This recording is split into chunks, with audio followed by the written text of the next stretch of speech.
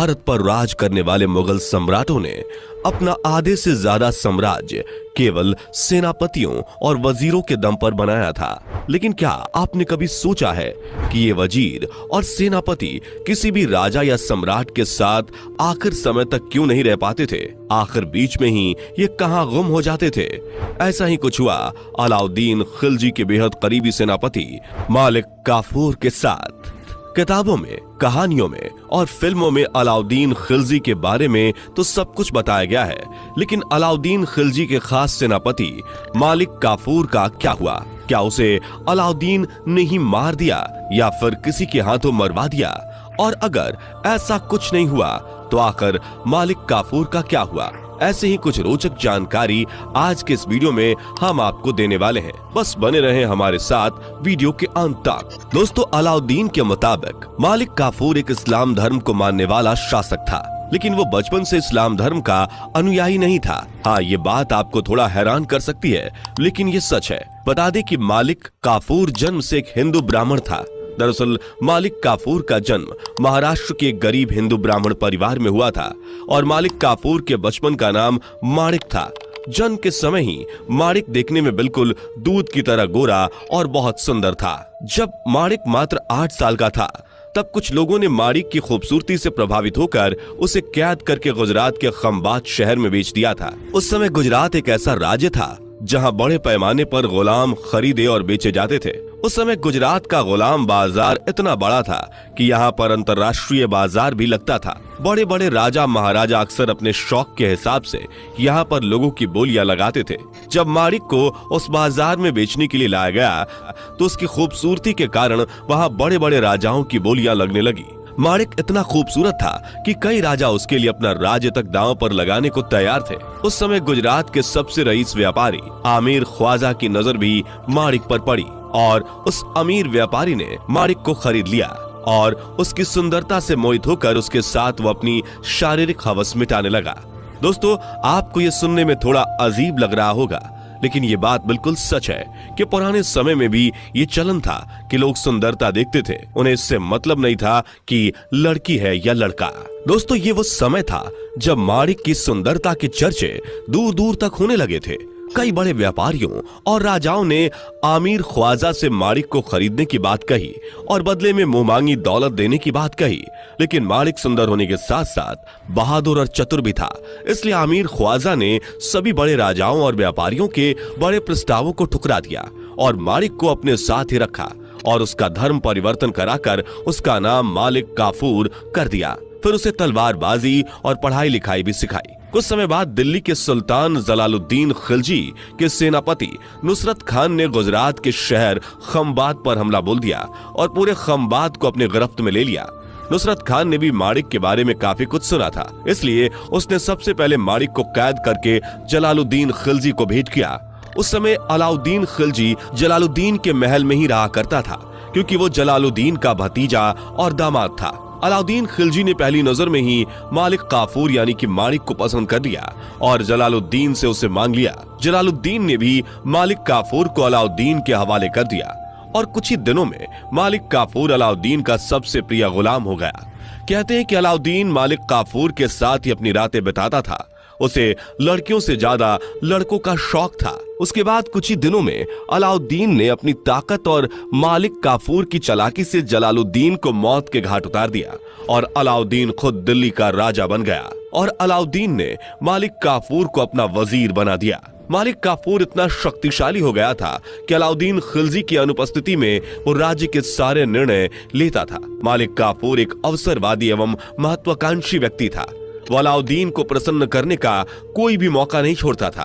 अलाउद्दीन की दक्षिण की विजय में मालिक काफूर का बहुत महत्वपूर्ण योगदान था।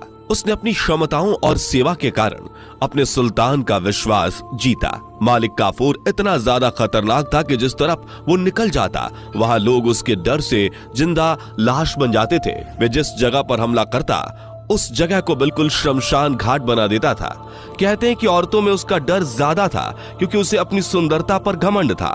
कोई भी खूबसूरत लड़की या फिर औरत को देखते ही मालिक काफूर उसे बुरी तरह से मारता था। कहते हैं कि औरतों और लड़कियों को तड़पा तड़पा कर मारने में उसे बहुत मजा आता था।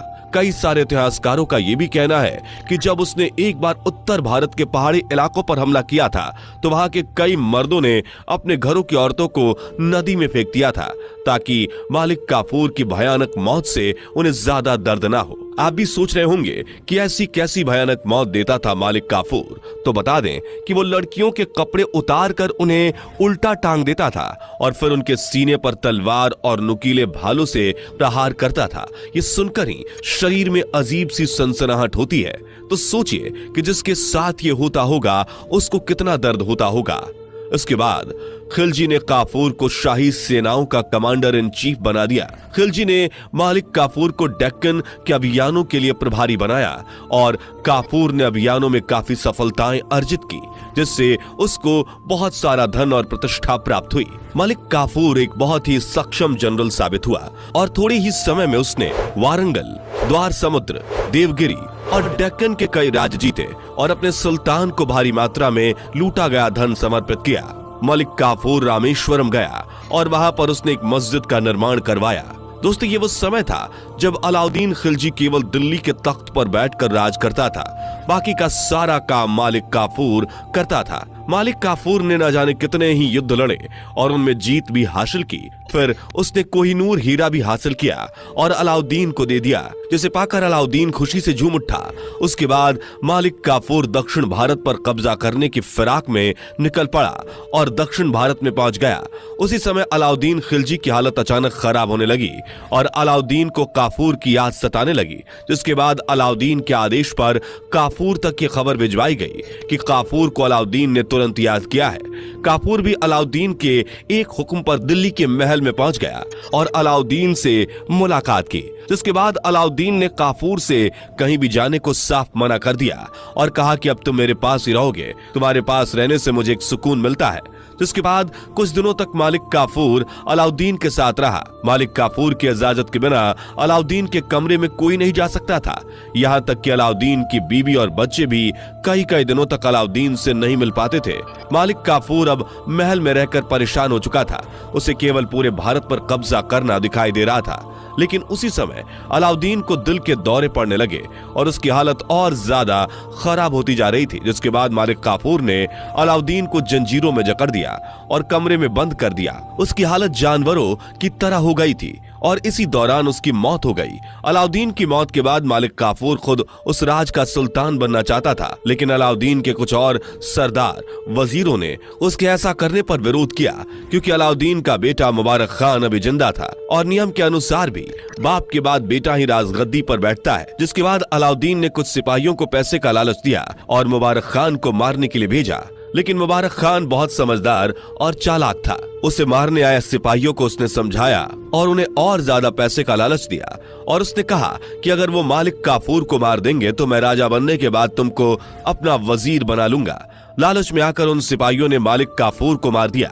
मालिक काफूर के मरते ही मुबारक खान ने सबसे पहले उन सिपाहियों को मौत के घाट उतारा और खुद राजा बन गया। दोस्तों, मालिक काफूर के बारे में कई इतिहासकारों का कहना था कि अगर उसे मारा नहीं जाता तो वो पूरे भारत को जीत लेता, क्योंकि उसके पास रणनीति और राजनीति का इतना शातिर दिमाग था कि वो इनके बल पर किसी को भी हरा सकता था।